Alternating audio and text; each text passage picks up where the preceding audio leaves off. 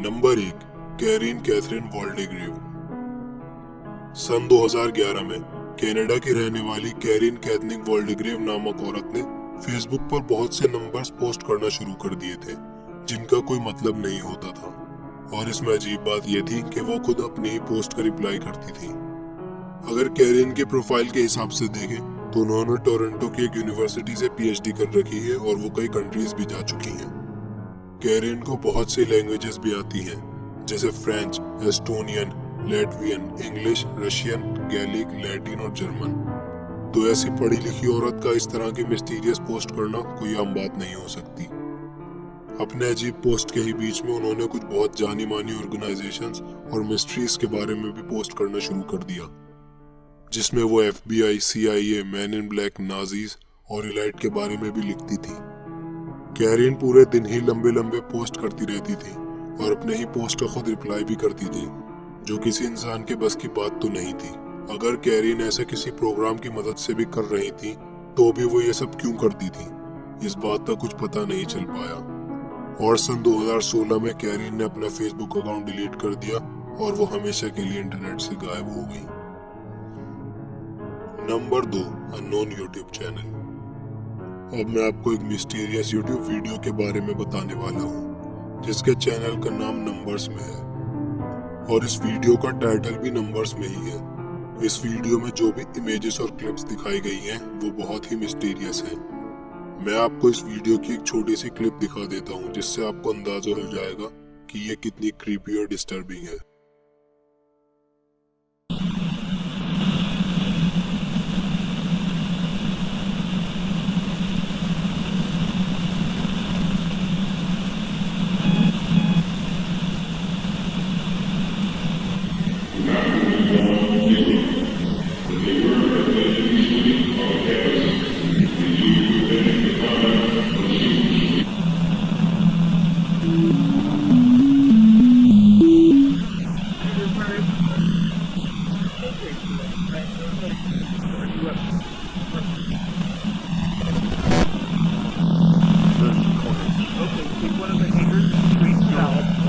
Okay, sir. Is there anything else? What is happening? Sir.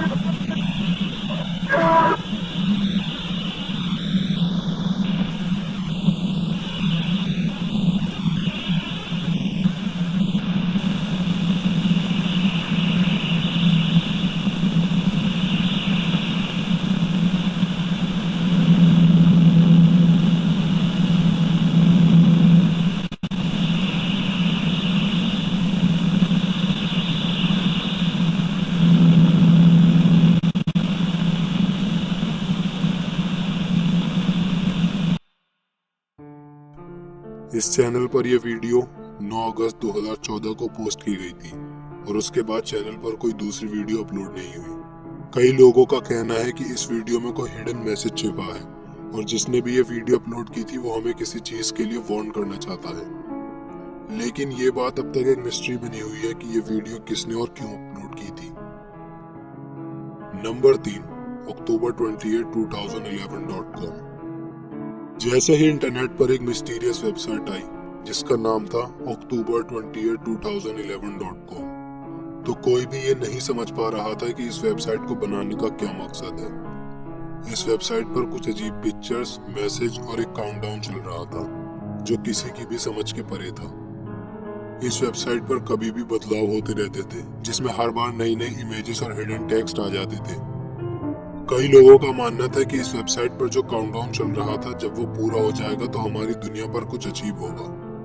लेकिन जब वो countdown पूरा हुआ तो इस वेबसाइट पर एक अननोन नंबर शो होने लगा, जिस पर कई लोगों ने कॉल भी करी। उन सब लोगों ने एक ही बात बताई कि फोन कॉल पर कोई बात नहीं करता है, बस बैकग्राउंड में बहुत अजीब और डरावनी आवाजें आती रहती हैं। और जब ये वेबसाइट लोगों में बहुत ज्यादा मशहूर होने लगी तो 26 अप्रैल 2015 को सरकार ने इसे बंद करवा दिया और अब वेबसाइट खोलने पर सिर्फ एक ब्लैंक पेज ओपन हो जाता है। ये वेबसाइट आखिर क्यों बनाई गई थी और इसको बनाने के पीछे क्या मकसद था, ये आज तक कभी पता नहीं चल पाया। Number 4, 973 EHT NAMUH 973। 2013 से अब तक एक वेबसाइट इंटरनेट पर लोगों का ध्यान अपनी तरफ खींच रही है, जिसका नाम इस वेबसाइट की ही तरह बहुत अजीब है। वैसे तो इस वेबसाइट के नाम का कोई मतलब नहीं बनता है, लेकिन अगर हम इसके नाम में जो अल्फाबेट्स हैं उनको उल्टा लिखें, यानी EHTNAMUH को THEHAMUN लिखें, तो वो होता है द ह्यूमन, जिसका हिंदी में मतलब है इंसान। इस वेबसाइट को खोलते ही होम पेज पर एक एब्राकाडेब्रा वर्ड से उल्टा ट्रायंगल बना हुआ आता है और साथ ही इसमें और भी बहुत सी इमेजेस, वर्ड्स और नंबर्स भी हैं जिनका कोई मतलब नहीं बनता। कई लोगों का कहना है कि इस वेबसाइट का किसी धर्म से कुछ लेना देना है। वहीं दूसरी ओर कुछ लोग कहते हैं कि ये वेबसाइट सिर्फ ऐसे ही लोगों की अटेंशन पाने के लिए बनाई गई है। लेकिन इस वेबसाइट में एक अजीब बात है कि इसमें जितना अंदर तक घुसते जाते हैं ये उतनी ही डरावनी और क्रीपी होती जाती है। अब आगे बढ़ने से पहले अगर आपने अभी तक चैनल को सब्सक्राइब नहीं किया है तो सब्सक्राइब कर दीजिए और उसके बराबर में बने बेल आइकन को भी प्रेस कर दीजिए, जिससे डेली अपलोड होने वाली वीडियोस की नोटिफिकेशन आपको सबसे पहले मिल सके। Number 5, john.com। जहां इंटरनेट पर इतनी क्रीपी और मिस्टीरियस दिखाई देने वाली वेबसाइट्स मौजूद हैं, वहीं एक वेबसाइट है john.com जो दिखने में बहुत ही सिंपल है। इस वेबसाइट पर बहुत सी बेसिक इमेजेस अपलोड हैं और उन इमेजेस पर क्लिक करने पर एक लॉगिन पेज खुल जाता है। हर लॉगिन पेज एक अननोन कोड मांगता है। एक बार एक रेडिट यूजर ने इस वेबसाइट के कोड्स को समझने की कोशिश की थी, तो उसने पाया कि इस वेबसाइट के ओनर का नाम जॉन लिटिल है, जो कुपर्टिनो कैलिफोर्निया में रहते हैं। बहुत से लोगों ने इस वेबसाइट को हैक करके लॉगिन पासवर्ड तोड़ने की कोशिश की, लेकिन कोई भी कामयाब नहीं हो पाया। किसी को भी नहीं पता कि john.com क्यों बनाई गई है। अब क्योंकि ये वेबसाइट 1994 से लाइव है और आज तक कभी भी बंद नहीं हुई है, तो कई लोगों का मानना है कि अगर कभी भी ये वेबसाइट बिकी तो इसके डोमेन की कीमत लाखों में होगी। Number 6, unknown Reddit user. सन 2013 में एक रेडिट यूजर जिसका बहुत अजीब नाम था, इस यूजर ने मिस्टीरियस कोड पोस्ट करना शुरू कर दिए जिसे कोई भी ट्रांसलेट नहीं कर पाता था। लेकिन एक बार इन बड़े बड़े कोड मैसेजेस के बीच में इस यूजर ने 2 अजीब मैसेज भी पोस्ट किए जो इंग्लिश में थे। पहले पोस्ट में इंग्लिश का एक वर्ड लिखा था हेल्प और दूसरे पोस्ट में लिखा था प्लीज हेल्प अस। हालांकि इसके बाद भी वो यूजर अजीब कोड पोस्ट करता रहा, लेकिन उसने दोबारा इंग्लिश में कोई टेक्स्ट पोस्ट नहीं किया। बहुत से लोगों ने कोड्स को समझने की कोशिश की, लेकिन उनकी कुछ खास समझ नहीं आया।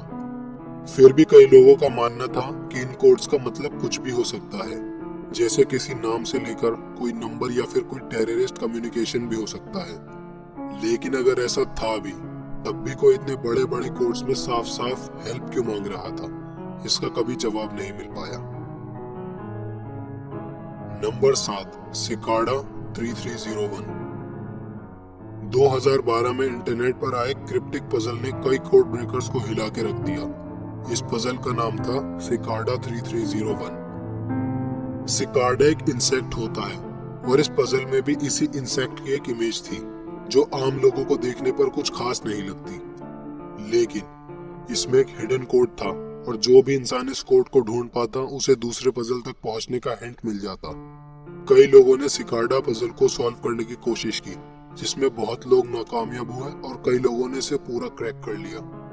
लोगों का मानना है कि सिकाडा 3301 पजल के पीछे किसी बहुत बड़ी ऑर्गेनाइजेशन का हाथ है जो अपने लिए काबिल कैंडिडेट ढूंढ रही है। आज तक इसका कभी पता नहीं चला कि जिस भी इंसान ने सिकाडा पजल को सॉल्व किया था उसे उसकी मेहनत का कोई रिवॉर्ड मिला भी है या नहीं। लेकिन कुछ टाइम बाद जिस वेबसाइट पर सिकाडा 3301 इमेज अपलोड हुई थी उसी वेबसाइट पर एक मैसेज शो होने लगा था जिसके मुताबिक सिकाडा को उनकी पसंद का कैंडिडेट मिल चुका है।